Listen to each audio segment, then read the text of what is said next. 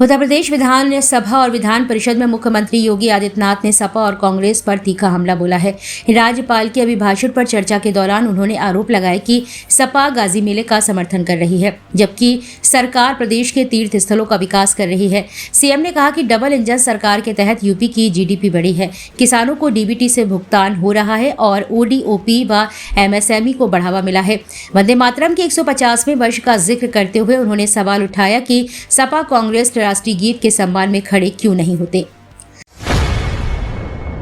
उत्तर प्रदेश विधान परिषद में मुख्यमंत्री योगी आदित्यनाथ ने सपा प्रमुख अखिलेश यादव के आरोपों पर तीखा जवाब दिया है। उन्होंने फार्म 7 और एसआईआर को लेकर लगाए गए आरोपों को निराधार बताते हुए कहा कि यह प्रक्रिया निर्वाचन आयोग के अधीन है, सरकार की इसमें कोई भूमिका नहीं है। सीएम ने कहा कि सपा बजट पर कुछ अच्छा नहीं बोल पाई है क्योंकि उनके पास सकारात्मक मुद्दे नहीं है। उन्होंने विपक्ष पर जातीय संघर्ष बढ़ाने और आस्था को अपमानित करने का आरोप लगाया है। साथ ही कानून व्यवस्था, एयर कनेक्टिविटी और विकास कार्यों को सरकार की उपलब्धि बताया है।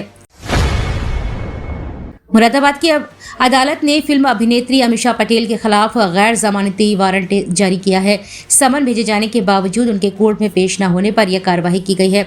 मामला वर्ष 2017 का है, जब एक शादी समारोह में कार्यक्रम के लिए 14.50 लाख रुपए लेने के बाद भी अभिनेत्री के ना पहुंचने का आरोप है। आयोजक पवन वर्मा ने इस संबंध में कोर्ट में मुकदमा दर्ज कराया था।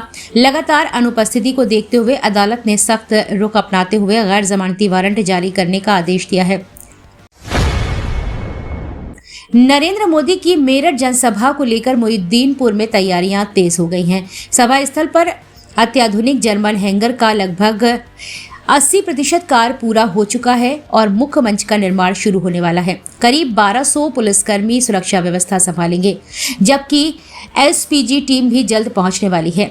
पीएम यहां मेरठ मेट्रो और नमो भारत ट्रेन की सौगात देंगे। साथ ही गंगा एक्सप्रेसवे और जेवर एयरपोर्ट समेत विकास परियोजनाओं का उल्लेख कर 2027 के चुनावी संदेश देने की तैयारी है। अखिलेश यादव ने भाजपा पर गुप्त बैठक कर सपा का वोट कटवाने की साजिश रचने का आरोप लगाया है।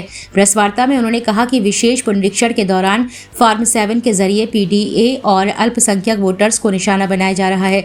उनका दावा है कि हर विधानसभा में वोट कटवाने की रणनीति बनाई गई है। अखिलेश ने चुनाव आयोग से हस्तक्षेप की मांग करते हुए कहा कि भाजपा वोट काट कर चुनाव जीतना चाहती है, लेकिन सपा इसे सफल नहीं होने देगी और जनता जवाब देगी। उत्तर प्रदेश सरकार ने उत्तर प्रदेश शहरी पुनर्विकास नीति 2026 लागू कर दी है और इस नीति के तहत 25 वर्ष या उससे अधिक पुराने और जर्जर भवनों को सुरक्षित, आधुनिक और सुविधा युक्त रूप में पुनर्विकसित किया जाएगा। तेजी से बढ़ते शहरीकरण और पुराने ग्रुप हाउसिंग प्रोजेक्ट्स की खराब हालत को देखते हुए यह फैसला लिया गया है।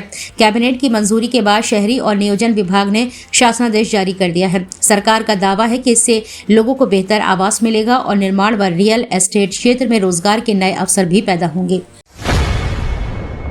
ग्रेटर नोएडा वेस्ट में मेट्रो परियोजना को लेकर निवासियों का इंतजार लंबा होता जा रहा है।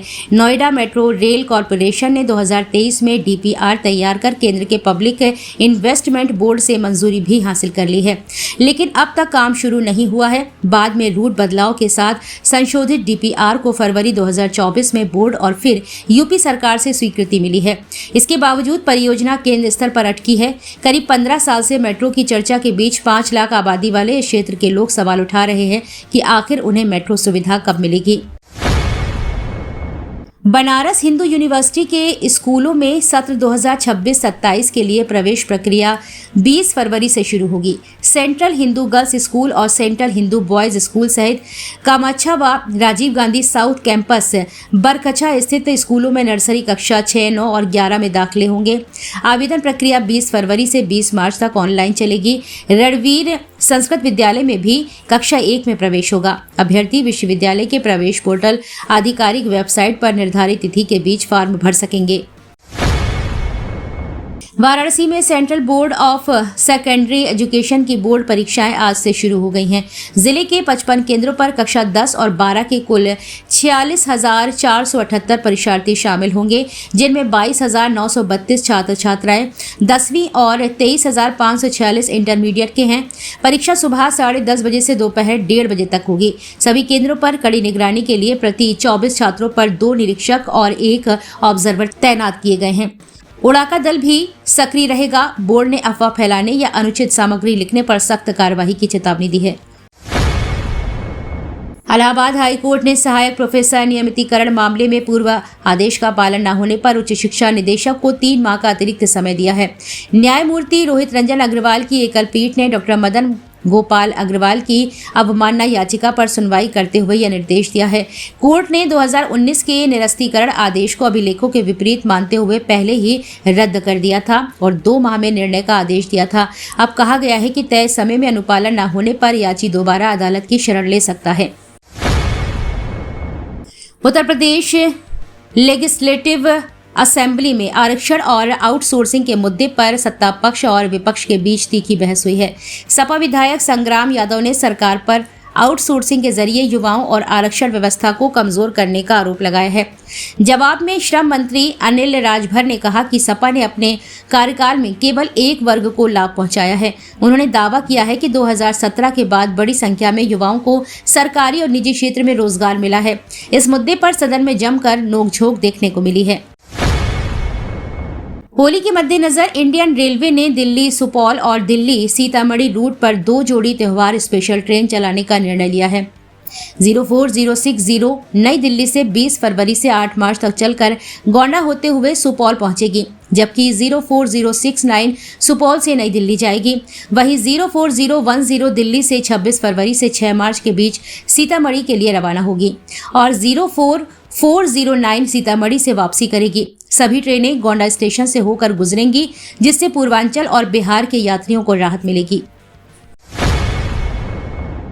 उत्तर प्रदेश लेजिस्लेटिव असेंबली में डिप्टी सीएम ब्रजेश पाठक ने बताया कि प्रदेश में शिकायतों के आधार पर 178 निजी अस्पतालों के लाइसेंस निरस्त किए गए हैं और 533 अस्पताल सीज किए गए हैं। 281 अस्पतालों पर एफआईआर दर्ज हुई है, जबकि 1542 को नोटिस जारी किए गए हैं। 59 अस्पतालों के लाइसेंस अपील के बाद बहाल हुए हैं। उन्होंने कहा है कि मानकों के उल्लंघन और मनमानी बिलिंग पर सरकार सख्त है। प्रश्नकाल के दौरान इस मुद्दे पर सत्ता पक्ष और विपक्ष के बीच तीखी नोकझोंक भी हुई है। योगी आदित्यनाथ ने विधान परिषद में कांग्रेस और सपा पर तीखा हमला बोला है। उन्होंने कहा है कि सपा को कांग्रेस से सबक लेना चाहिए, जो परिषद विहीन हो चुकी है। सीएम ने चेतावनी दी है कि यदि सपा भी विधानसभा और परिषद से बाहर होना चाहती है तो अनर्गल बयानबाजी और महापुरुषों का अपमान करती रहे। उन्होंने विपक्ष से जिम्मेदार भूमिका निभाने वाले और प्रदेश की नई पहचान व विकास यात्रा को बाधित न करने की अपील की है। सीएम ने कहा है कि सकारात्मक राजनीति से ही जनता सम्मान देगी। मौसम विभाग के अनुसार उत्तर प्रदेश में 17 से 19 फरवरी के बीच मौसम बदलने वाला है। पश्चिमी यूपी के कई जिलों में हल्की बारिश, गरज चमक और तेज हवाओं की संभावना जताई गई है। आगरा, अमरोहा, अयोध्या, बिजनौर, हापुड़ और बागपत समेत कई जिलों में बूंदाबांदी हो सकती है। वहीं झांसी, मथुरा, अलीगढ़, गोरखपुर और देवरिया में सुबह के समय मध्यम कोहरा छाने की चेतावनी है। लखनऊ में अधिकतम तापमान 28 और न्यूनतम 13 डिग्री सेल्सियस रहने का अनुमान है। मौसम विभाग ने लोगों को सतर्क रहकर यात्रा करने की सलाह दी है। तो ये थी आज की 15 फटाफट खबरें। अगर आपको वीडियो पसंद आया तो वीडियो को लाइक, शेयर व कमेंट जरूर करें। धन्यवाद।